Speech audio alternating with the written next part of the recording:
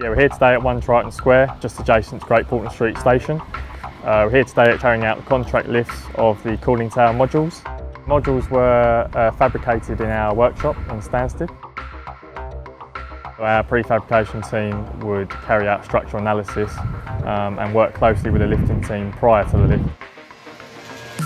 So a lot of work has gone in the front end of the design to make sure that all the tolerances have been allowed for and that all of the modules line up with the frame to establish lifting points, etc. The lift team then created a lift plan which has been coordinated with a site tower crane. We've been quite fortunate today with the weather. It's not too windy up here. There is always a risk that a lift may get cancelled on the day if it is too windy. The lifting team come to site, had their site inductions. Their daily safe start has been carried out by the construction manager. We've then gone through a thorough briefing of the lift plan.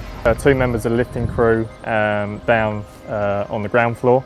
They've communicated with the guys you can see behind me, who are in communication with the crane driver. The crane operator will lift the module and then bring it over to the final location where the lifting guys behind me carry out the final bolting down of the modules.